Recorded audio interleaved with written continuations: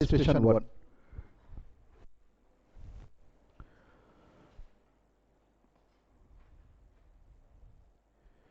देखिए क्वेश्चन क्या लिखा हुआ है। Mister A age 35 year submit the following particulars pertaining to the assessment year 2021। मतलब एक प्रीवियस ईयर 1920 के लिए क्वेश्चन दिया हुआ है। इलस्ट्रेशन 1 मिल गया आपको? हाँ जी, पेज नंबर 6.5 में है। इनकम फ्रॉम सैलरी पहले डिस्कशन कर लेंगे। प्रेजेंटेशन बहुत सिंपल है। इनर कॉलम में हम एडजस्ट करते हैं और आउटर कॉलम में एडजस्ट करने के बाद निकालते हैं, ठीक है ना। इनकम फ्रॉम सैलरी कंप्यूटेड लिखा है 4 लाख रुपए। कभी भी सेट ऑफ कैरी फॉरवर्ड का क्वेश्चन बना है तो पॉजिटिव इनकम पे पहले फोकस करो। क्यों? क्योंकि पॉजिटिव इनकम में ही तो एडजस्ट करना है अपन को। अगर पॉजिटिव इनकम नहीं है तो फिर कैरी फॉरवर्ड करना ऑप्शन बच जाएगा। Then loss from self occupied property, मतलब कौन सा है? एचपी हेड है। उसके loss from let out property, ये भी कौन सा हेड है? HP head. लेकिन अनफॉर्चुनेटली दोनों में है लॉस। तो यहीं से मेरे को दिख रहा है पॉइंट कि एचपी हेड में, एचपी हेड के अंदर इंट्रा हेड एडजस्टमेंट पॉसिबल ही नहीं है। ये समझ में आई के बाद? अगर ऐसा होता कि एक सोर्स में प्रॉफिट है एक में लॉस है तो बात अलग है। तो यहां पर अब एचपी हेड का जो लॉस है टोटल मिलाकर हो गया 2.2 हो गया ना। इसमें से आप केवल 2 लाख ही दूसरे हेड में एडजस्ट कर पाओगे। और दूसरा हेड कौन सा? सैलरी में कर पाएंगे क्या? अगर मैं चाहूं इस पे कर लूं, इधर नीचे एफडी इंटरेस्ट में इस पे कर पाएंगे क्या? किसी में भी कर सकते हो, वो कोई इशू नहीं है। पॉइंट समझ में आ रहा है? अच्छा, यहां पर तो टैक्स रेट में भी कोई फर्क नहीं, नॉर्मल स्लैब रेट ही लगना है। चलिए, उसका बिजनेस लॉस दिख रहा है 1 लाख रुपए। अब ये 1 लाख रुपए एडजस्ट आप सैलरी हेड में कर पाओगे क्या? बिल्कुल भी नहीं कर पाएंगे। इसमें कर पाएंगे? यस। इसका मतलब ये निकला, इसका मतलब ये निकला कि अगर कहीं गलती से मैं किसी में भी कर सकता हूं बोल के इसमें एडजस्ट कर लिया, मेरी बात समझ रहे हैं कि नहीं? अगर मैं इससे एडजस्ट कर सकता हूं कि नहीं, एचपी को कर सकते हैं। और इस 80,000 को कहीं मैं फिनिश कर दिया होता और बचे हुए को यहां ले जाता तो बेचारे ये पीजीबीपी हेड के पास आगे के साल जाने का कोई चारा नहीं होता। बैड प्लानिंग होती वो। हमको गुड प्लानिंग करना है एग्जाम में भी। ऑप्शन भले है, मेरी बात समझ रहे हैं क्या? लॉस को जितना ज्यादा इस साल एडजस्ट कर पाएंगे उतना अच्छा है ना जी, कि कैरी फॉरवर्ड करना अच्छा है। जितना इस साल एडजस्ट करेंगे टैक्स लायबिलिटी अभी कम होगी। इस क्वेश्चन में क्या मैसेज मिल रहा है? प्रोविजन तो ठीक है, थोड़ा ऊपर उठिए। अब मुद्दा ये है कि आपको ये मुद्दा समझ में आना चाहिए। क्या बात कर रहा हूं मैं, फिर से सुनिए ध्यान से, है ना। बनाने पीछे मत भागना। अभी मुद्दा बहुत सिंपल है। ये वाला जो 2.2 लॉस है, इसमें से 2 ही एडजस्ट हो सकता है दूसरे हेड में। मैं ऐसा कर सकता हूं कि नहीं, इससे 80,000 इधर एडजस्ट कर देता हूं, बाकी इधर कर सकता हूं। बिल्कुल कर सकते हैं, लेकिन वो बैड प्लानिंग है। क्यों बैड प्लानिंग है? इससे होगा क्या? ये फिनिश हो जाएगा और ये यहां तो एडजस्ट हो नहीं सकता और यहां बचेगा नहीं। तो ये आपको ध्यान रखना है। तो फिलहाल ये फाइनल हो गया कौन सा किस में एडजस्ट करना है। तो फाइनल हो गया इस 2 लाख में से हम इसको पूरा ऊपर ले जाएंगे। उसके बाद 20,000 जो बचेगा उसको कैरी फॉरवर्ड करेंगे, इसका नोट डालेंगे। समझ रहे? प्लान कर लिए। और उसके बाद इस 1 लाख में से 80,000 रुपए यहां एडजस्ट करेंगे, बचे 20,000 को कैरी फॉरवर्ड करेंगे। तो क्या क्या कैरी फॉरवर्ड हुआ? 20,000 का एचपी लॉस और 20,000 का बिजनेस लॉस। क्या ये समझ पा रहे हैं? तो 20,000 का एचपी लॉस कैरी फॉरवर्ड किया, अगले साल किससे एडजस्ट होगा? केवल एचपी हेड से। अब मैं आगे तक का प्रोविजन रिकॉल कर रहा हूं क्वेश्चन के माध्यम से। और जो बिजनेस लॉस 20,000 का इस बार कैरी फॉरवर्ड कर रहे हो आप, वो अगले साल किस हेड में एडजस्ट होगा? पीजीबीपी। और अगले साल सैलरी से एडजस्ट कर पाऊंगा क्या? अगले साल एचपी से कर पाऊंगा? नहीं। अगले साल जाने के बाद कोई भी लॉस का दूसरे हेड में मूवमेंट नहीं होता। तो इस साल जब हम क्वेश्चन बनाते हैं तो कम से कम कैरी फॉरवर्ड करने का नोट जरूर लिखते हैं। ये भले ना लिखें आप कि आगे साल में कैसे एडजस्ट होगा, वो कोई इशू नहीं है। पॉइंट समझ में आ रहा है? तो और सब चीज कंप्यूटेड है यहाँ, तो बहुत ही बेसिक क्वेश्चन है। If you go for the solution, 2 column बना लीजिए। सैलरी हेड में 4 लाख, क्यों इसमें 2 लाख एडजस्ट कर रहे हैं, समझ में आ रहा है?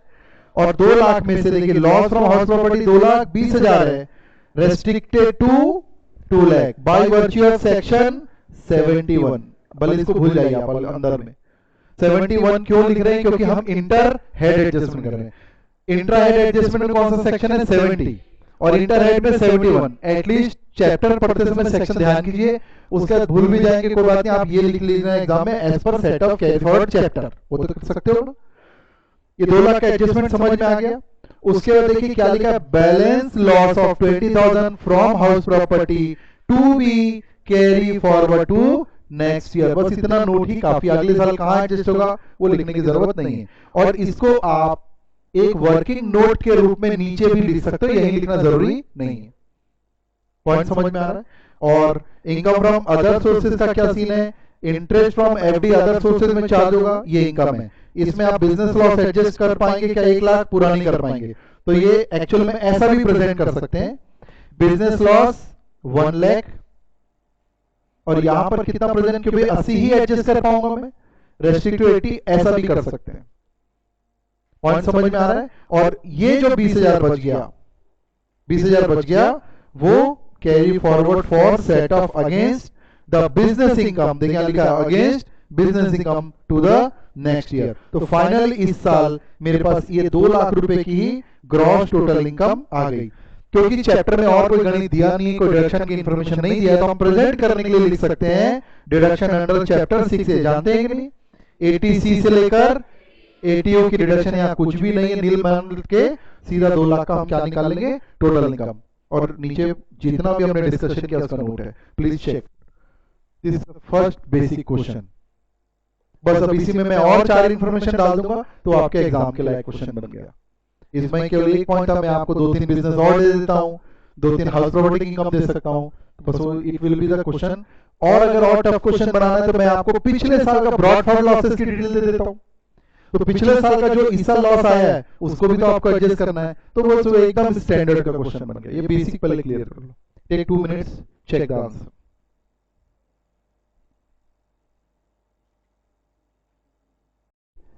अभी समझ में आ जाएगा, थोड़ा सा 1-2 एक्स्ट्रा इंफॉर्मेशन है, तुरंत इंडिपेंडेंटली इलस्ट्रेशन 2 को बनाएंगे, फिर हम कुछ एक्स्ट्रा प्रोविजन पे बात कर लेंगे। अभी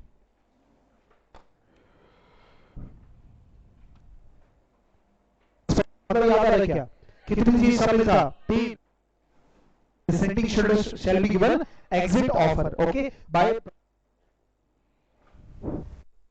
हाँ जी देखिए बीच में किसको ला रहा है, ठंड लग रही है, टॉक एक्सचेंज में भी शेयर, थोड़ा सी एसी कम कर दो।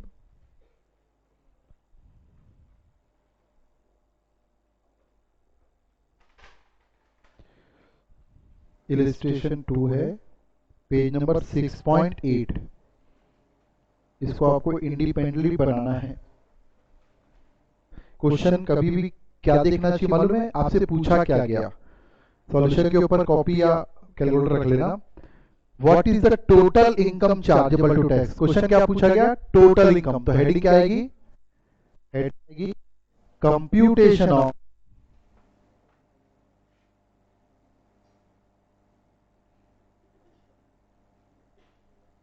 टोटल इनकम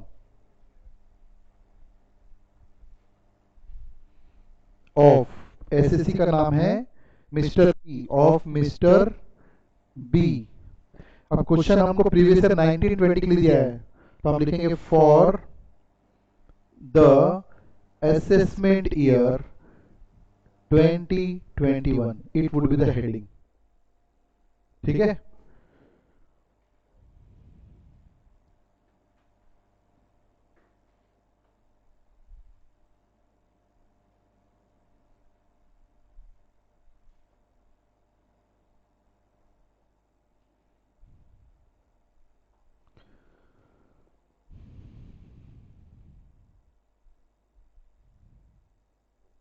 अब देखिए क्वेश्चन में एक बार अगर पूरा मैं स्क्रूटनी कर लूं क्वेश्चन की, तो क्वेश्चन की स्क्रूटनी करने से मेरे को साफ दिख रहा है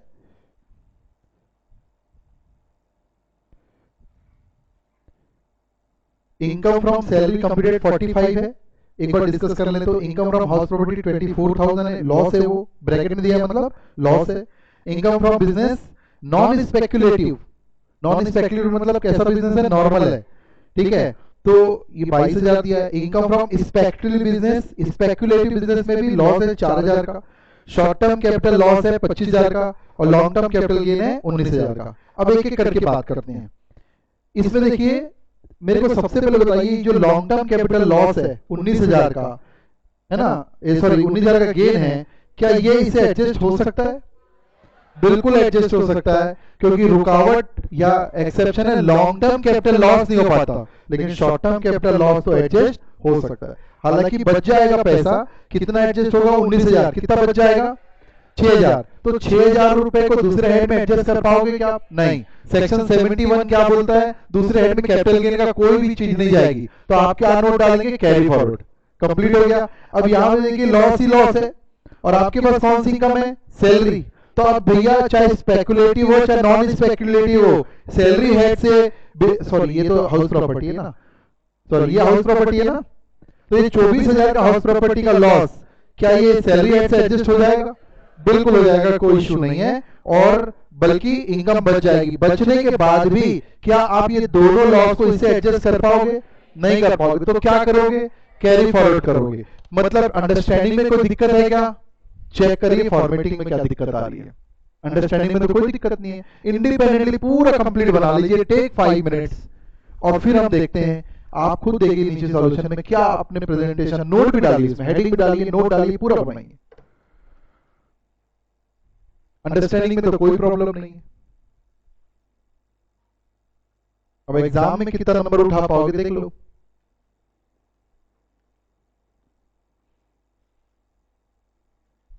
हाँ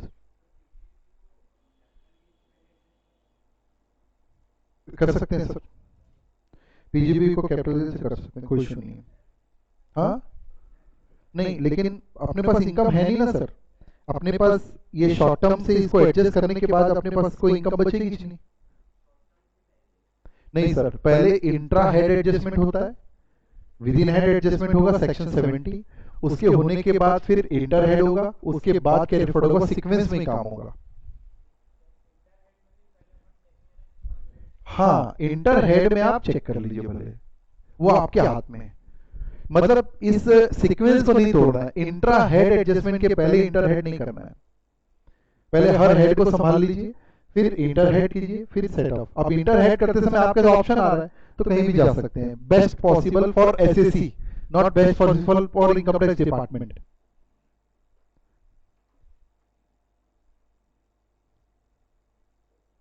बट 5 मिनट में ही बनना चाहिए, 6वां मिनट नहीं लगाना, क्योंकि अंडरस्टैंडिंग में दिक्कत नहीं, केवल आपकी ड्राफ्टिंग में क्या दिक्कत आ रही तभी समझ पाओगे आप।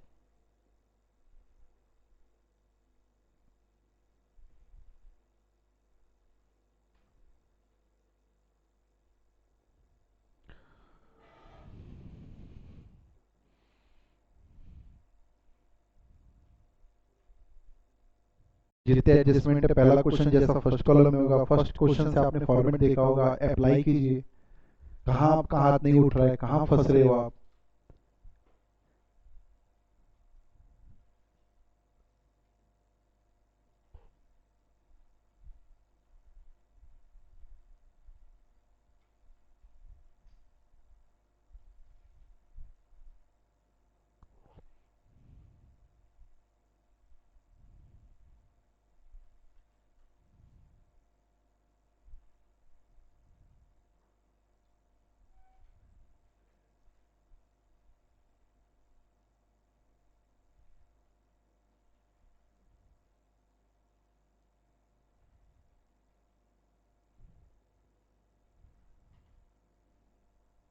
दो मिनट और, 2 मिनट के अंदर बंद कर देना बनाना, आपकी स्पीड समझ में आएगी।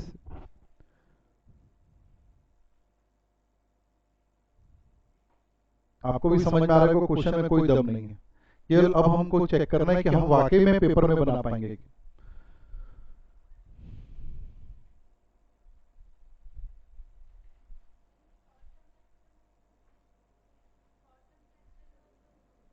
शॉर्ट टर्म कैपिटल लॉस,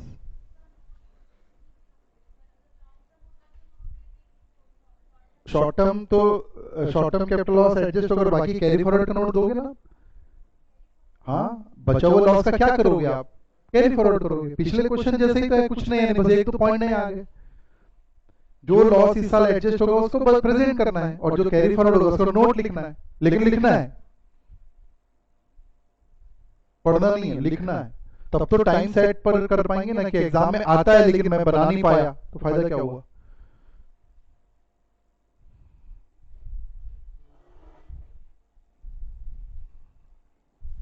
बिल्कुल कोई इशू नहीं है, नोट को आप वर्किंग नोट करके बाहर दीजिए, बल्कि मैं बोलूंगा डिसिप्लिन ही मेंटेन कर लीजिए, वर्किंग नोट पूरा बाहर दे दीजिए। उससे फायदा क्या होगा, अलग से दिखता है एग्जामिनर को। क्या होता है, छोटे मोटे नोट है, स्टडी अंदर देता है, इतना कोई ऐसा बिल्कुल छापना जरूरी नहीं है, बट एक आपको फ्रेमवर्क दिखता है कैसे बनाना है। देखिए अगर मैं सॉल्यूशन की बात करूं तो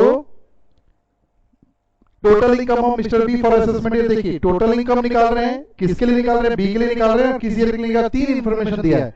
हालांकि मैं जनरली बोलता हूं कंप्यूटेशन वर्ड लिखो, तो वो भी ठीक है, इट्स ओके।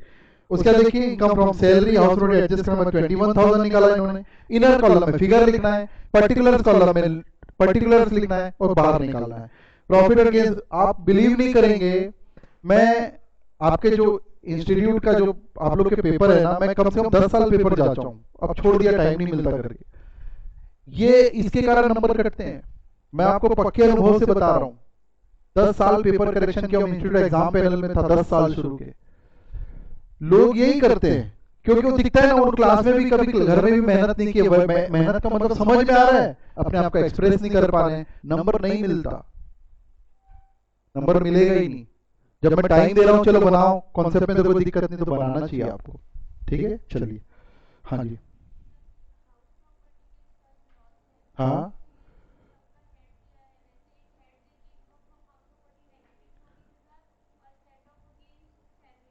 कर सकते हैं, वैसा भी कर सकते हैं, कोई इशू नहीं है।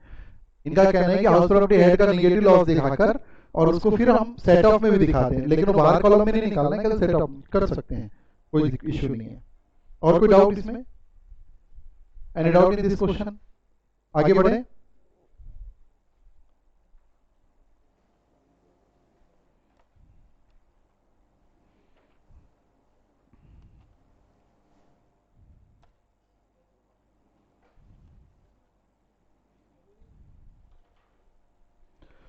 पेज नंबर 6.4 निकाल लीजिए। अब कुछ एक्स्ट्रा प्रोविजन पे बात कर रहे हैं अपन, बेसिक तो हमारा हो गया। 6.4 में देखिए पैरा 4 के ऊपर में एक बॉक्स में कुछ लिखा हुआ है, it must be noted that, मिला क्या line, it must be noted that loss from exempt sources. थोड़ा सोचना इस बारे में, एग्जेम्प्ट सोर्स का मतलब क्या हो गया, एक ऐसा सोर्स जिससे अगर प्रॉफिट होगा तो वो भी एग्जेम्प्ट रहेगा, ये मतलब है। तो एग्जेम्प्ट सोर्सेज के प्रॉफिट को आप चार्ज करते हो क्या, किसी हेड में जोड़ते हो क्या, नहीं जोड़ते। तो अगर उस सोर्स से लॉस तो हो सकता है ना, तो उस लॉस को एडजस्ट करना चाहिए क्या, बस यही लिखा हुआ है कि अगर एग्जेम्प्ट सोर्स से कोई लॉस हो गया तो उस लॉस को भी एडजस्ट नहीं कर सकते। बहुत ही बेसिक है, प्रोविजन के अंदर नहीं है लेकिन कंक्लूजन है ये। तो पढ़ते हैं पूरा, it must be noted that loss from exempt sources can not be set off against profit from taxable sources. इसका मतलब एग्जेम्प्ट सोर्स के लॉस को एडजस्ट करने के बारे में सोचना भी नहीं है, क्योंकि प्रॉफिट भी होता तो हम उसको कोई चार्ज नहीं करते हैं। For example share of loss from a partnership firm, हालांकि फर्म असेसमेंट हमारे कोर्स में नहीं है, लेकिन आप बताइए अगर आप पार्टनरशिप फर्म के एक फर्म के पार्टनर हैं तो फर्म जो भी पैसे कमाएगी उस पर टैक्स कौन देगा, फर्म देगी, और प्रॉफिट आफ्टर टैक्स आपको प्रॉफिट के रूप में पार्टनर्स को मिलता है। अब वो प्रॉफिट जो मेरे को मिला, मैं पार्टनर हूं, तो प्रॉफिट पे फिर से मेरे को टैक्स देना पड़ेगा क्या, नहीं देना पड़ेगा। उसके लिए एक सेक्शन 10 में प्रोविजन बना हुआ भी अलग से कि फर्म से जो प्रॉफिट मिलता है, सैलरी की बात नहीं चल रही है, प्रॉफिट का हिस्सा मिलता है, वो रहता है पार्टनर के एंड में एग्जेम्प्ट। पॉइंट समझ में आ रहा है। तो अगर फर्म से प्रॉफिट की जगह लॉस हो गया तो लॉस एडजस्ट भी नहीं कर सकते, क्योंकि वो कैसा सोर्स है, एग्जेम्प्ट सोर्स है। लाइक एग्रीकल्चर इनकम कैसा सोर्स है, एग्जेम्प्ट। अगर एग्रीकल्चर एक्टिविटी से लॉस हो गया तो क्या लॉस को मैं एडजस्ट करने जाऊंगा, मैं नहीं करूंगा।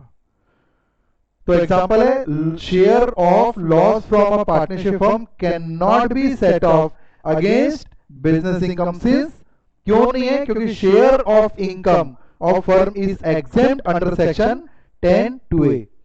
And likewise we can take another example, example 2 भी बना सकते हो आप, agri loss from agriculture activity, loss from agricultural activity.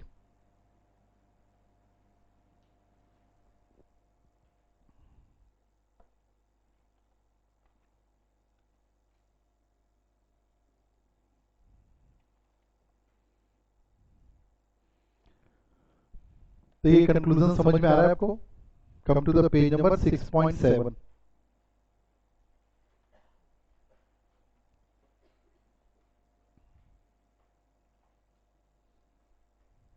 देखिए क्या लिखा हुआ है, ये अब मैंने लिखवा दिया था या ओवरऑल बता दिया था। क्या लिखा है? It is remember that, it is to be remember that once a particular loss is carry forward, अगर कोई लॉस कैरी फॉरवर्ड होता है, it can be set off only against the income from the same head। ये पता है आपको? in the forthcoming assessment year।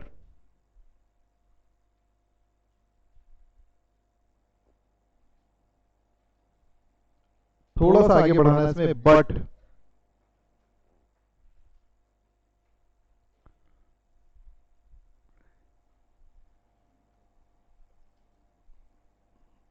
unabsorbed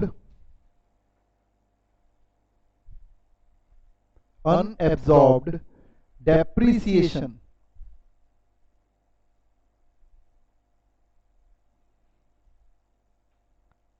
can be set off against any head except salary। Unique exception है। क्या लिखवा है समझ में आ रहा है? उसको यही लिखवा रहा हूं मैं। क्या लिखवा है मैंने? गोल्डन रूल ये तो पता है हमको कि अगले साल कोई भी लॉस जाएगा तो वो सेम हेड में जाएगा, लेकिन अगर बिजनेस में लॉस डेप्रिसिएशन के कारण हुआ है तो उसको हम बोलते हैं अनएब्सॉर्ब डेप्रिसिएशन।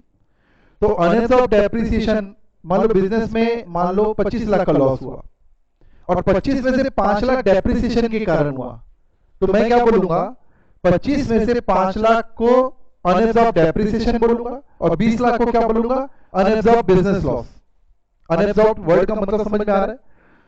तो 5 लाख का जो डेप्रिसिएशन के कारण लॉस है ना, उसके लिए ये रूल एप्लीकेबल नहीं होगा। कौन सा? सेम हेड वाला। वो अगले साल जाकर भी किसी भी हेड से एडजस्ट हो जाएगा, एक को छोड़कर सैलरी, क्योंकि वो रेस्ट्रिक्शन तो बिजनेस का है ही। और अनएब्सॉर्ब डेप्रिसिएशन के साथ एक और फायदा है कि उसके लिए 8 साल की लिमिट भी एप्लीकेबल नहीं होगी, वो कितने भी साल तक आगे जा सकता है। तो हमने यहाँ प्रोविजन में क्यों नहीं पढ़ा इसको? क्योंकि ये इस चैप्टर में दिया भी नहीं, केवल मैं अटैच कर रहा हूं आपको।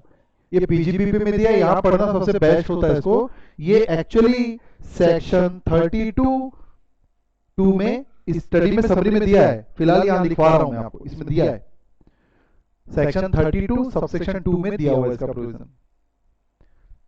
तो क्या यूनिक पॉइंट बताया मैंने? बिजनेस लॉस में से जो डेप्रिसिएशन के कारण लॉस होता है उसको अलग कर दिया जाता है। उसको टेक्निकली हम क्या बोलेंगे? Unabsorbed depreciation.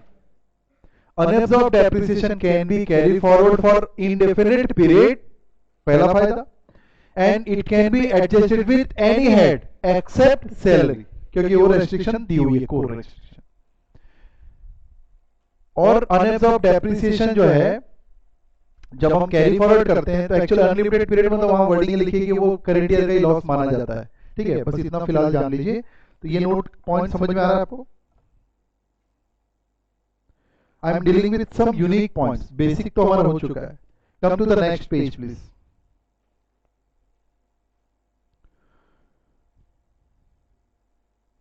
देखिए बिजनेस लॉस के बारे में यहां लिखा हुआ है कि हम आगे ले जाके इस बिजनेस से एडजस्ट करना है, तो ये तो कोई मैटर नहीं है। इसमें पॉइंट नंबर 4 देखिए क्या लिखा है। बाकी बिजनेस लॉस को हम जानते हैं। पॉइंट नंबर 4 क्या लिखा है देखिए, person who incurs the loss alone is entitled to carry forward and set of losses. Person, कुछ समझ में आ रहा है कि क्या लिखना चाह रहे हैं? क्या लिखा है? लॉस कौन एडजस्ट करता है? जिसने इनकर्ड किया है। भाई ऐसा थोड़ी ना होगा कि मेरे बिजनेस में मैंने किसी फ्रेंड के बिजनेस के लॉस को एडजस्ट कर लिया। अगर ऐसा हो जाएगा तो पेपर में ऐड दिखेगी आपको, लॉस चाहिए। पॉइंट समझना। इफ इट इज पॉसिबल कि भाई एक बिजनेस है, मेरे फ्रेंड का भी बिजनेस है, मेरा भी बिजनेस है, बिजनेस भाई बिजनेस, एक बिजनेस का प्रॉफिट दूसरे बिजनेस के, एक बिजनेस के लॉस को दूसरे बिजनेस एडजस्ट कर लेते हैं, ये तो पता है। लेकिन भैया एसएससी तो सेम होना चाहिए ना। पॉइंट समझ में आ रहा है ना? तो क्या बनाए ना नियम, भैया जो लॉस इनकर्ड कर रहा है वही एडजस्ट करेगा। किसी और के लॉस को क्लबिंग प्रोविजन ना हो तो क्लबिंग प्रोविजन हो सकता है। क्लबिंग प्रोविजन में तो दूसरे की इनकम एडजस्ट करते हैं, दूसरे के लॉस को एडजस्ट करते हैं, उसकी बात नहीं कर रहा हूं। तो गोल्डन रूल ये बना इसका, इस एरिया का, कि loss, person who incur the loss alone is entitled to carry forward and set off, और कोई उसके लॉस को कैरी फॉरवर्ड सेट ऑफ नहीं कर सकता। इसका लॉजिक समझ में आ रहा है कि नहीं? इसका एक एक्सेप्शन तो क्लबिंग हो गया, और एक एक्सेप्शन है जब कोई बिजनेस इनहेरिटेंस के थ्रू फादर से सन को ट्रांसफर होता है। तो उस केस में देखिए एसएससी बदल गए हैं। मान लो मिस्टर एक्स है, उसका कोई बिजनेस है, और मिस्टर एक्स की डेथ के बाद प्रोप्राइटरशिप बिजनेस है, किसको बिजनेस मिल गया? उसके सन को मिल गया। तो आप बताइए एसएससी चेंज हुआ कि वही है? चेंज हुआ है। पहले प्रोप्राइटरशिप मतलब इंडिविजुअल एसएससी एक्स था, अब उसका जो सन है वो एसएससी हो गया। तो यहां पर तो loss of X should not be carry forward and set up by son, ऐसा होना चाहिए, लेकिन वो इसके अंदर एक्सेप्शन दिया है। पढ़िए लास्ट लाइन क्या लिखा हुआ है, except in case the succession by inheritance. और एक एक्सेप्शन और लिख सकते हैं अपन, and except in case of clubbing of, क्या लिखूं, लॉसेस। लॉस भी तो क्लब हो सकता है। तो दो एक्सेप्शन है इसका। इस पैराग्राफ को पूरा पढ़ते हैं। पॉइंट समझ में आया कि नहीं पहले? तो कैरी फॉरवर्ड प्रोविजन में पर्सन की एसएससी की इंपॉर्टेंस है। पूरा पढ़ के देखिए क्या लिखा हुआ है, the loss can be carried forward and set off only against the profit of SAC who incurs the loss. बात तो सही है। That is only the person who has incurred the loss is entitled to carry forward and set off the same. Consequently, the succession of business, मतलब मैंने अपना business किसी को cell कर दिया, सक्सीड हो गया, सक्सेशन हो गया, cannot be carry forward and set off the losses of his predecessor. तो टेक्निकली क्या बोलते हैं, सक्सेशन होता है तो जो बिजनेस सेल कर रहा है या दे रहा है सक्सेसर हो गया, वो प्रीडिसेसर हो गया, और जिसको मिला हो गया सक्सेसर। तो in this case normally successor can not carry forward the losses of predecessor, but exception है क्या? Yes, predecessor except in case of succession. कैसा सक्सेशन? By inheritance. इनहेरिटेंस मतलब क्या होता है? वसीयत के थ्रू, विरासत के थ्रू जो प्रॉपर्टी मिलती है उसको हम बोलते हैं इनहेरिटेंस। वसीयत से मिलती है तो वो बोलते हैं इनहेरिटेंस। तो वो भी सक्सेशन ही है, लेकिन वो कैसा सक्सेशन है? इनहेरिटेंस। तो वैसा सक्सेशन होगा तो फिर फादर के बिजनेस के लॉस को son set off carry forward कर जाएगा। इसका मतलब अगर सिंपलीफाइड वर्ड में बोलूं जो आपका दिमाग है तो वहां पर बिजनेस वाइज देखा जा रहा है, जबकि नॉर्मली एसएससी वाइज देखा जाता है। 100 बार 99% केसेस में एसएससी वाइज देखते हैं, जबकि इनहेरिटेंस के केस में दिन भर बिजनेस वाइज देखा जा रहा है। अच्छा, एडजस्ट कैसे होगा? वो नियम तो वही रहेंगे, सेक्शन 70, 71, इंट्राहेड, इंटरहेड और फिर कैरी फॉरवर्ड। क्या ये यूनिक फीचर आपको समझ में आ रहा है? Any doubt in this part?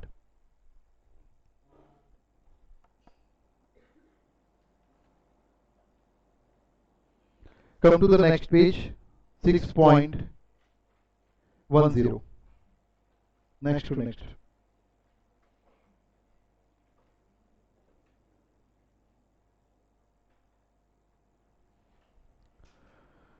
अब देखिए हमने एक नियम पढ़ा है, point number 3. We will be in the point number 3. हमने एक नियम पढ़ा है कि स्पेकुलेशन बिजनेस के लॉस को हम नॉर्मल बिजनेस के प्रॉफिट से एडजस्ट नहीं कर सकते. ये समझ में आ रहा है आपको? ठीक है. अब स्पेकुलेशन के बारे में कुछ एक्सप्लेनेशन है, बस ये स्पेकुलेशन बिजनेस के बारे में कुछ डीमिंग एक्सप्लेनेशन वो देख रहे हैं. बाकी नियम तो हमारा वही है. When a business of a company deemed to be carrying on the speculation business, when a business of a company deeming to be carrying on speculation business, आगे पढ़ना मत, थोड़ा सोचना पहले. डीमिंग वर्ड आ गया. एक कंपनी के किस बिजनेस को हम स्पेकुलेशन बिजनेस मानेंगे वो बताने वाला है आगे. समझ में आ रही है?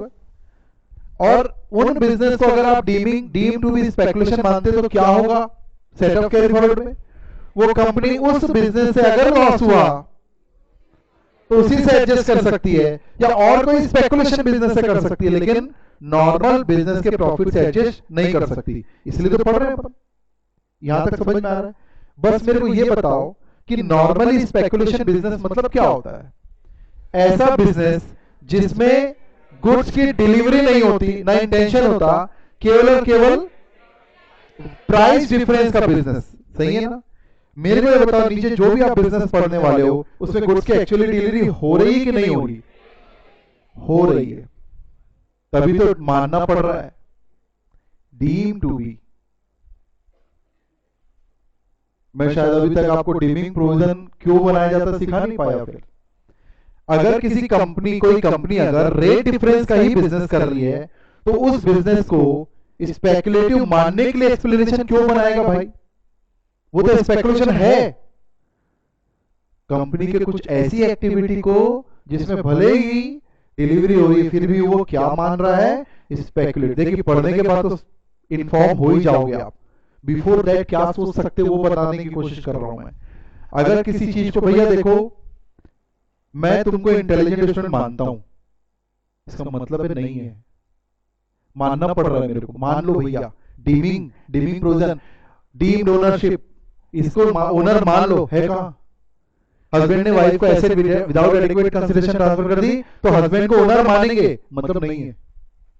समझ रहे? किसी चीज को मानना पड़ रहा है इसका मतलब वो नहीं. तभी तो ऐसा प्रोविजन बनाना पड़ा. क्यों पढ़ाता नहीं तुम्हें? ये पॉइंट समझ में आ रहा है क्या मैं क्या समझाना चाह रहा हूं? Now go informative. Education complete. Information क्या देखते हैं. The explanation to this section provide that where any part of the business of a company, केवल किसके लिए बनाए? कंपनी के लिए. Consist of the purchase and sale of share of other companies. रुक जाना थोड़ा. एक कंपनी दूसरी कंपनी के शेयर परचेज और सेल का काम कर रही है. बताइए उस शेयर को डिलीवरी ले रही है कि नहीं ले रही है? ले रही है. अगर डिलीवरी लिए बिना काम कर रही है तो वो तो वैसे भी स्पेकुलेटिव है. उस पर आप बात नहीं कर रहे हैं. वो अपने डीमेट अकाउंट में डिलीवरी लेते हैं ना, डीमेट अकाउंट में बकायदा दूसरी कंपनी के शेयर की डिलीवरी लेती है. उसके बाद भी क्या माना जा रहा है? Speculative transaction. मतलब क्या चाहता है डिपार्टमेंट कंपनी से कि भैया दूसरी कंपनी के शेयर में आप डील कर रहे हो, भले डिलीवरी लेके कर रहे हो, करो कोई दिक्कत नहीं है, लेकिन उसकी काउंटिंग अलग कर लेना, उसका रिकॉर्ड भी अलग रख लेना, और उसमें प्रॉफिट हुआ तो टैक्स दे देना, और लॉस हुआ तो आप अपने किसी नॉर्मल बिजनेस से एडजस्ट मत करना. हम बोलेंगे सर वो तो डिलीवरी लिया हमने, तो वो बोलेगा डीमिंग प्रोविजन है. समझ रहे बात को?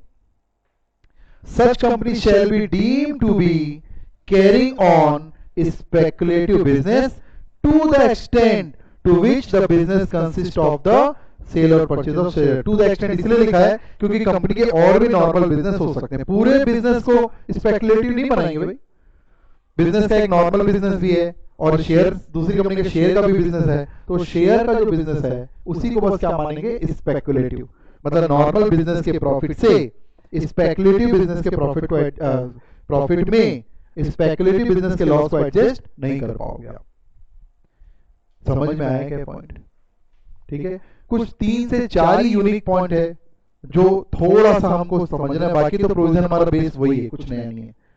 बाकी मैं इसको पढ़ाकर भी बार बार एक ही चीज बोलूंगा कि अल्टीमेटली इसका इफेक्ट ये निकल रहा है कि स्पेकुलेशन बिजनेस के लॉस को नॉर्मल बिजनेस के प्रॉफिट से एडजस्ट नहीं कर सकते, और स्पेकुलेशन बिजनेस के लॉस को एडजस्ट करना है तो आपके पास स्पेकुलेशन बिजनेस का ही प्रॉफिट चाहिए, और इस साल नहीं है तो आप अगले साल जाइए, क्योंकि दूसरे हेड में भी जा नहीं सकते, और अगले साल ऐसा 4 साल तक ही जा पाओगे, सही है ना?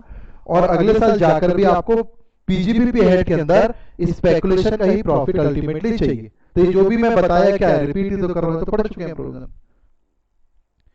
अब नीचे क्या लिखा है देखो, हाउएवर, और नीचे लिखा है however the dimming provision does not apply.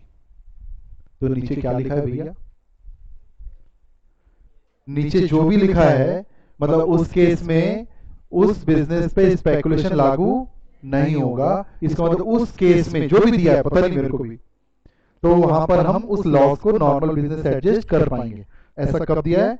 Apply नहीं होगा फॉलोइंग कंपनीज। कौन सी कंपनी है?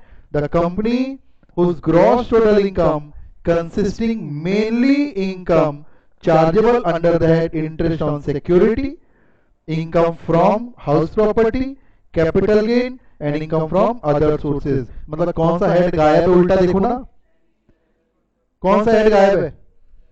पीजीबीपी। और सैलरी तो प्रैक्टिकली नॉट एप्लीकेबल।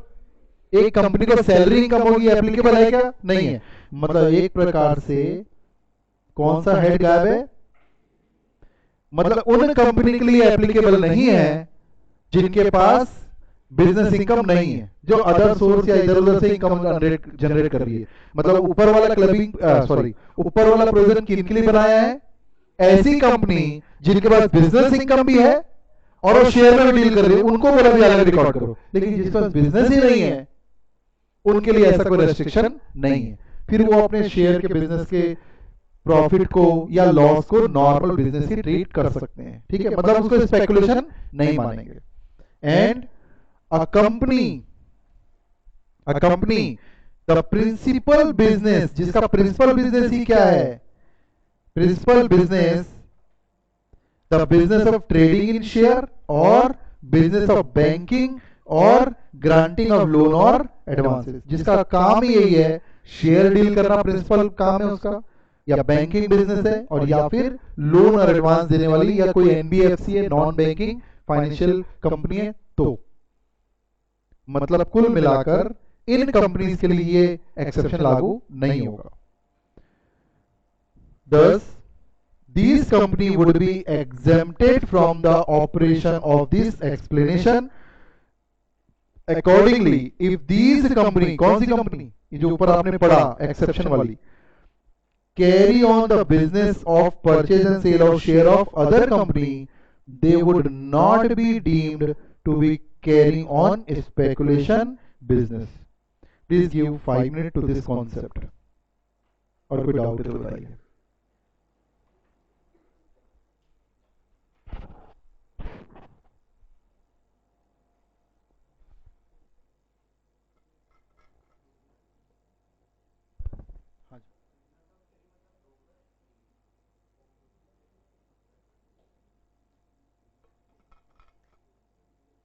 ब्रोकर नहीं, ब्रोकर तो ब्रोकर कंपनी है तो किसी के शेयर खरीद खुद नहीं खरीद रही, तो किसी को सेल परचेस करवा रही है, कमीशन मिलेगा। यहाँ पर खुद ही शेयर खरीद रही है और बेच रही है।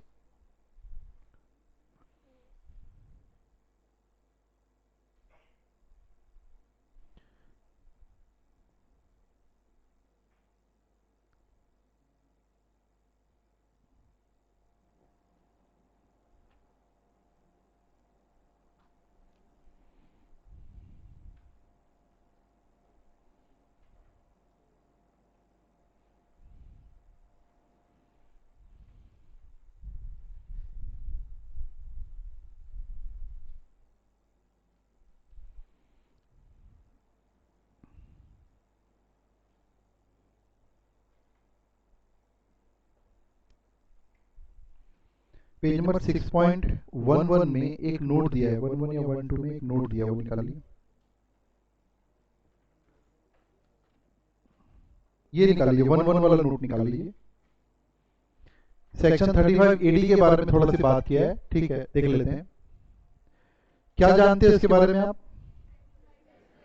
आप ये इसके बारे में जानते हो कि 35 एडी एक पीजीपीपी हेड का सेक्शन है और उसमें कुछ स्पेसिफाइड बिजनेस के 8-10 बिजनेस की लिस्ट है जिसको एक्स्ट्रा डिडक्शन दिया जाता है। उस एक्स्ट्रा डिडक्शन के चक्कर में वो लॉस में आ जाती है इनकम टैक्स के कैलकुलेशन में, एक्चुअल भले प्रॉफिट में हो, तो उस लॉस को नॉर्मल बिजनेस के प्रॉफिट से एडजस्ट नहीं कर सकते, पहला। और क्या नियम, दूसरे हेड से भी एडजस्ट नहीं कर सकते। कैरी फॉरवर्ड कर सकते हैं, लेकिन कैरी फॉरवर्ड करेंगे तो पीजीपीपी हेड के अंदर सेम सोर्स चाहिए, मतलब इसी 35 एडी बिजनेस से ही एडजस्ट कर पाओगे आप। कितने साल तक एडजस्ट कर पाओगे? इनडेफिनेट पीरियड, ठीक है। नॉर्मली कितने साल तक? 8 साल तक, सही है ना। तो बहुत सिंपल है, मतलब 35 एडी सो पावरफुल दैट उन्होंने 8 को धक्का देकर गिरा दिया, लाइक दैट। समझ में आया क्या? 8 को धक्का देकर गिराओगे तो ऐसे ही तो हो जाएगा ना। तो किसने गिराया इसको? 35 एडी ने। नहीं समझ में आया, कोई बात नहीं। सब ये चीज तो समझ में आती है सर हम लोगों को, बाकी सब नॉर्मल पढ़ाई नहीं समझ में आती। हाँ जी सर, फिर खड़े होना है, उनको आगे बुला लो ना सर। मैं दुश्मन तो नहीं हूं ना सर आपको, मेरे को डिस्टर्ब बस नहीं होना और कुछ नहीं, बहुत सीधा सीधी बात। आ जाओ सर, आप आगे आ जाओ। आप इस बार आप खड़े हो जाओ, चलो हाँ इस बार आप खड़े हो जाओ। क्या बात करते रहते सर, ऐसा तो कोई बड़ा भारी मैं रॉकेट साइंस पढ़ा नहीं रहा हूं। हाँ क्या बात करते हो? 35 एडी बिजनेस जो है उस पर ज्यादा कुछ नहीं सीखना है हमको, उसमें लिस्ट ऑफ बिजनेस है। उसका एक बिजनेस मैं आपको बताता हूँ, हॉस्पिटल। अगर आपने हॉस्पिटल 100 बेड का हॉस्पिटल होना चाहिए, छोटा मोटा हॉस्पिटल नहीं, 100 बेड का हॉस्पिटल आपने खोला है, तो मैं आपको थोड़ा पीजीबीपी की जानकारी दे रहा हूं। तो उस बिजनेस को, उस हॉस्पिटल को अगर आपने एक निश्चित डेट है, उसमें जैसे 10-12 बिजनेस है ना, तो उसमें डेट दी हुई, इस डेट के बाद आपने हॉस्पिटल खोला, इस बिजनेस के बाद आपने ये वाला बिजनेस खोला। उसमें और भी कई बिजनेस एग्रीकल्चर से रिलेटेड भी है, कुछ शायद उसमें फर्टिलाइजर बनाने वाला बिजनेस है, ऐसे अलग अलग बिजनेस है। तो उन बिजनेस को एक पर्टिकुलर डेट के बाद आप ओपन करोगे ना, तो आपको बेनिफिट मिलेगा। इसका मतलब ये निकला कि पहले से अगर वो बिजनेस आपका है, क्योंकि 35 एडी अचानक से नहीं आया, बहुत धीरे धीरे आया। 35 एडी बिजनेस को इन्होंने जब बनाया ना, तो क्या इकोनॉमी में देखते गए लोग कि जो जो बिजनेस को प्रमोट करना है, उस बिजनेस को उस लिस्ट में डालते गए। पहले 1-2 बिजनेस ही थे इसमें, तो जैसे जैसे वो बिजनेस इनकॉर्पोरेट होता गया तो उसमें डेट डालते गए। जैसे मान लो 2015 में कोई बिजनेस ऐड किया, तो उन्होंने क्या लिखा होगा, जो भी बिजनेस ये वाला बिजनेस आप 1 अप्रैल 2015 से चालू करोगे तब आपको ये बेनिफिट देंगे। इसका मतलब जो उसके पहले वाले बिजनेस है, वो तो इकोनॉमी में पहले से आगे, उसको क्या बेनिफिट देना? एक्चुअल बेनिफिट क्यों दिया जा रहा है? नए बिजनेस को। मेरी बात समझ में आ रही है? देखिए कुछ कारण से समझा रहा हूं ना, आपको नोट बहुत अच्छे समझ में आ जाएगा जो लिखा है। तब होता क्या है कि 35 एडी में कई सारे ऐसे बिजनेस हैं जिसको 35 एडी का बेनिफिट मिल भी सकता है, नहीं भी मिल सकता। नहीं मिल सकता कब? हो सकता है उसकी कंडीशन पूरी नहीं हो रही हो सकता है कि वो एक पर्टिकुलर डेट के पहले ही चालू हो गया हो सकता है कि नहीं। सेट ऑफ कैरी फॉरवर्ड का प्रोविजन ये है कि स्पेसिफाइड बिजनेस, 35 एडी की बात कर रहा हूं, इसका लॉस स्पेसिफाइड बिजनेस से एडजस्ट करना है। ये कंडीशन नहीं है कि उसको 35 एडी की डिडक्शन पीजीपीपी में मिली हो, बिजनेस वो लिस्ट के अंदर होना चाहिए। बस इस पूरे नोट में ये समझा रहा है आपको। फिर से सुनिए, फर्स्ट लेवल पे आपने क्या सीखा कि 35 एडी बिजनेस लिस्ट दी हुई है 35 एडी में, उस बिजनेस के लॉस को उसी नेचर के बिजनेस के प्रॉफिट से एडजस्ट करना, सही है ना। हो सकता है कि उसमें 10 बिजनेस है, उसमें से मेरे पास 2 टाइप का बिजनेस है, एक में फर्टिलाइजर और एक में हॉस्पिटल का भी काम है। अब इस बिजनेस के लॉस को इससे एडजस्ट कर सकता हूं, यस। भले बिजनेस अलग अलग, लेकिन ये भी 35 एडी बिजनेस है, ये भी 35 एडी बिजनेस है। ये भी हो सकता है कि इस बिजनेस से लॉस हुआ और ये वाला बिजनेस वही है, लेकिन इसमें 35 एडी की डिडक्शन में नहीं ले पाए। क्यों? क्योंकि वो कट ऑफ डेट की कंडीशन पूरी नहीं कर पाया था। तो भी आप एडजस्ट कर सकते हो। कंडीशन इसकी प्लेन है। 35 AD business is a specific business, इसके लॉस को इसी नेचर के बिजनेस से एडजस्ट करना है। पढ़कर देखते हैं कितना समझ में आता है। ठीक है, नॉर्मल प्रोविजन लिखा पहले, the loss of SEC claiming deduction under section 35 AD। तो 35 AD एक्चुअली क्या है? पीजीबीपी हेड का एक डिडक्शन है, और इस डिडक्शन के चक्कर में क्या होता है? लॉस क्रिएट होता है, एक्स्ट्रा डिडक्शन मिलता है। अगर आप ये डिडक्शन जानना चाहें तो आप स्टडी में देख सकते हो, बट मैं ब्रीफ बता दूं, बहुत इंटरेस्टिंग है करके बता रहा हूं, कोई यहां जरूरत नहीं है। इन बिजनेस को क्या डिडक्शन मिलता है मालूम है? इन बिजनेस को बोला गया है कि जब भी आप बिजनेस चालू करो तो आप उस बिजनेस में जितना भी कैपिटल एक्सपेंडिचर किए हो, कैपिटल एक्सपेंडिचर मतलब जमीन को छोड़कर, पहले जमीन खरीदा होगा आपने, फिर फैक्ट्री, मतलब फैक्ट्री तो बिल्डिंग बनाई होगी, हॉस्पिटल मान ले तो हॉस्पिटल बिल्डिंग बनाया होगा, फिर मशीनरी लाया होगा, और फिर आप ऑपरेशन एक्सपेंडिचर करके काम चालू कर दिया होगा। आप बताइए, अकाउंटिंग में बिल्डिंग में मैंने हॉस्पिटल में 2 करोड़ लगा दी, मशीनरी में 3 करोड़ लगा दी, 5 करोड़ रुपए की आप प्रॉफिट एंड लॉस अकाउंट में डेबिट कर देते हो क्या? हाँ जी, क्या करते हो? डेप्रिसिएशन करते हो। सेक्शन 35 AD पूरे 5 करोड़ रुपए अलाउ करने की बात करता है पहले ही साल। क्या जबरदस्त प्रोविजन है, सोच के देखिए। 35 AD बोलता है कि इस बिजनेस को आप जितना भी कैपिटल एक्सपेंडिचर है, जमीन का खर्चा नहीं लेते, बिल्डिंग मशीनरी जितना भी कैपिटल एक्सपेंडिचर है, लैंड, गुडविल और फाइनेंशियल एसेट को छोड़कर पूरा का पूरा हम अलाउ कर देंगे। अकाउंटिंग में भले आपको नहीं मिल रहा है, अलाउ करने का मतलब क्या हो गया कि मेरे को इस साल क्या आएगा? पहले साल हैवी लॉस आएगा। क्या रियली लॉस है वो? नहीं। ऑपरेशन प्रॉफिट एंड लॉस में प्रॉफिट हो सकता है आपको, इनकम टैक्स की नजर में लॉस है। सोच के देखिए, पहले साल क्या टैक्स दोगे आप? 0। अब वो लॉस को क्या बोल रहा है? अगले साल जाके ले जाओ, अगले साल ले जाकर फिर प्रॉफिट में वो लॉस क्या करेगा? एडजस्ट करके खत्म कर देगा। सोच के देखिए ना, 5 करोड़ का एक्स्ट्रा लॉस है, हर साल आप 10 लाख 20 लाख कमा रहे हो, तो अगले साल जाकर प्रॉफिट बचेगा क्या आपके पास? नहीं। टैक्स आएगा कि नहीं? और ये कब तक कैरी फॉरवर्ड हो सकता है? अब इस पूरे पैकेज को प्रैक्टिकल स्टाइल से सोचिए। इनकम टैक्स डिपार्टमेंट बोल रहा है इन बिजनेस को जब तक पूरा पेबैक पीरियड ना आ जाए। पेबैक पीरियड सुना है कभी? पेबैक पीरियड कभी सुना है? अभी सुन के समझ में आ रहा है?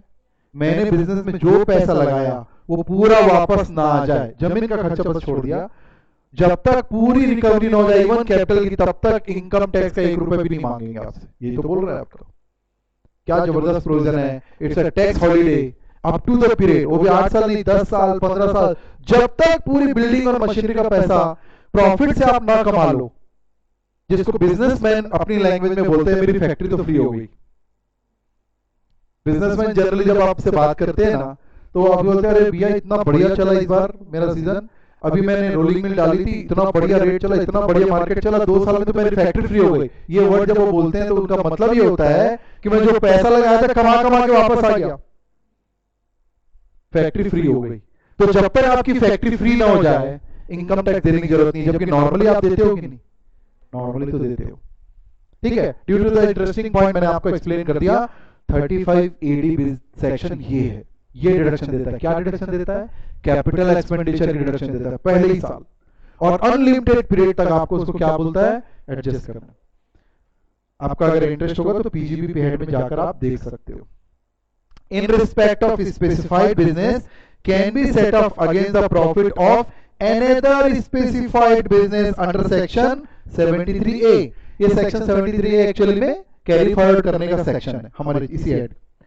Irrespective of whether the latter is eligible for deduction under section 35AD, चाहे वो स्पेसिफाइड बिजनेस में डिडक्शन न मिल पाई हो किसी कारण से, फर्क नहीं पड़ता। An NSSC can therefore set off the losses of a hospital or a hotel which begins to operate after 1st April 2010 and which is eligible for deduction under section 35AD against the profit of existing business of operation of hospital with at least 100 bed for the patient and the hotel of 2-star or above category, even if the latter is not eligible for deduction under section 35AD। आपको ये समझा रहा है? इससे कम से कम एक feeling आपको मिल गई होगी कौन सा स्पेसिफाइड, 2 बिजनेस का एग्जांपल मिल गया, हॉस्पिटल और होटल। होटल भी 2 स्टार अबव कैटेगरीज में आती है। तो आपने जो होटल को 1 अप्रैल 2010 के बाद से प्रोविजन आया है और कुछ होटल आपके पास पुरानी भी थी, तो मैं पुराने हॉस्पिटल या होटल के बिजनेस के प्रॉफिट में अभी के हॉस्पिटल या होटल बिजनेस के लॉस को एडजस्ट कर सकता हूं कि नहीं आज? बिल्कुल कर सकते हैं, क्योंकि दोनों ही अल्टीमेटली एलिजिबल बिजनेस है। Any doubt? जनरली ये पॉइंट नहीं पता रहता लोगों को। 70, 71 कैरी फॉरवर्ड तक क्वेश्चन तक पता रहता है, ये नहीं पता रहता। समझ में आ रहा है पॉइंट?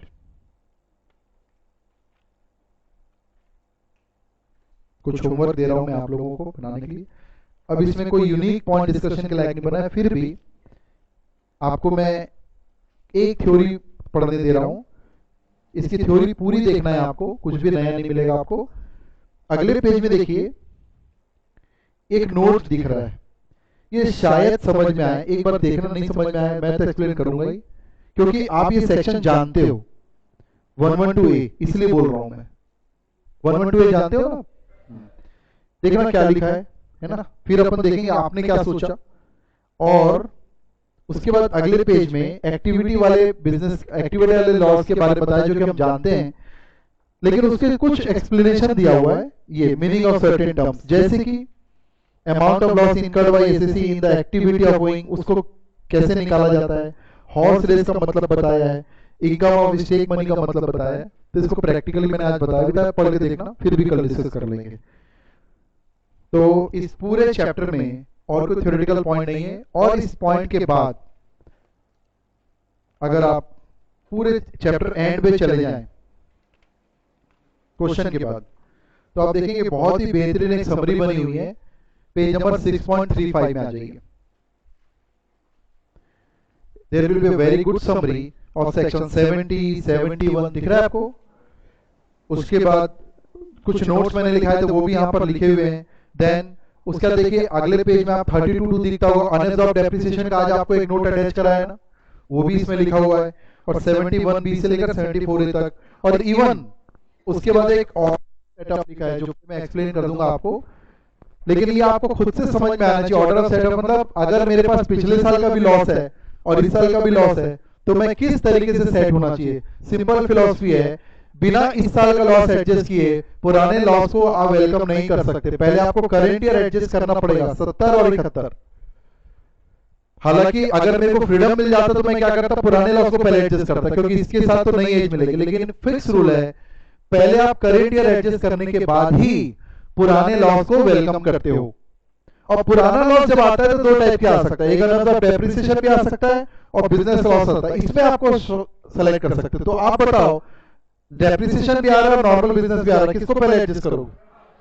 हाँ जी, नॉर्मल बिजनेस को करोगे, क्योंकि उसकी एज लिमिट है 8 साल और इन ऑब्जर्वेशन अनलिमिटेड पीरियड तक। तो इस दो फिलॉसफी के साथ वो बना हुआ है। क्या दो फिलॉसफी?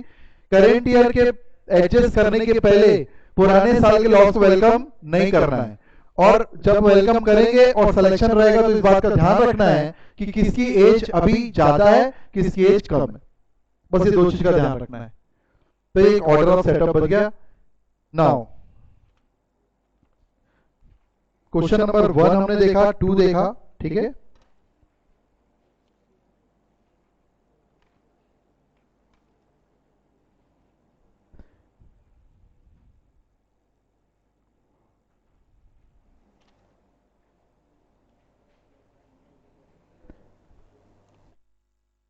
क्वेश्चन नंबर 3 और 4 वैसे ही छोटे छोटे 2 क्वेश्चन है, उसको आपको बनाना है कॉपी में प्रॉपर, ठीक है। इलिस्ट्रेशन, हाँ इलिस्ट्रेशन 2 देखा ना हमने। फिर 6.12 में इंडिपेंडेंटली बना के देखना, भले गलत बनाना। प्रॉपर जिस पेन से एग्जाम में बनाओ, ये मान के चलना आप एग्जाम दे रहे हो, इसके बाद और कुछ बोलने का नहीं है। कॉपी को प्रॉपर बनाइए, जितना दिल से कॉपी बनाओगे उतना नंबर बढ़ता जाएगा आपका। और ऐसे ही बनाओगे तो मान के चलना बाद में पढ़ने का भी मन नहीं करेगा। मन नहीं करता ना तो फिर लड़ाई नहीं कर सकते उससे। सबसे बड़ा दुश्मन है वो, सबसे बड़ा दोस्त भी वही है और सबसे बड़ा दुश्मन भी वही है। न उससे बड़ा दोस्त है न उससे बड़ा दुश्मन है। कौन? मन। मन कब करेगा ये मैं रिसर्च करके आपको बता रहा हूं। जब प्रॉपर कॉपी बनाओगे तो आगे जब आप कोई चीज भूलोगे तो आपकी कॉपी कितने भी अच्छे नोट्स में कुछ भी लिखवा दूं, लेकिन आपका लिखा हुआ वो आपको अलग वर्थ देता है, आपका कैसा भी लिखा हुआ आपको अलग दिखता है, मानते हो ना आप? तो आपको बहुत अच्छी कॉपी बनाते हुए चलना है। एक एक क्वेश्चन बनाओ, 4 क्वेश्चन को ओवर के आप 4 नहीं बना पा रहे, एक तो बनाओ, तो कम से कम आगे बनाने के लिए आपको कहीं ना कहीं और दिखेगा। तो मैं सेलेक्टिव बेस पर कॉपी भी देखूंगा, ध्यान रखना, ठीक है? तो कल संडे, कल क्लास है लोग की? सॉरी, कल संडे जैसा क्यों लग रहा है? अच्छा, मैं 2 क्लास ले लेना, आज सैटरडे के ले लिया। हाँ भैया, मॉर्निंग में फ्राइडे के लिया और अभी मैं सैटरडे के ले लिया, इसलिए मेरे को लग रहा है। हाँ, कल छुट्टी है? कल क्या है?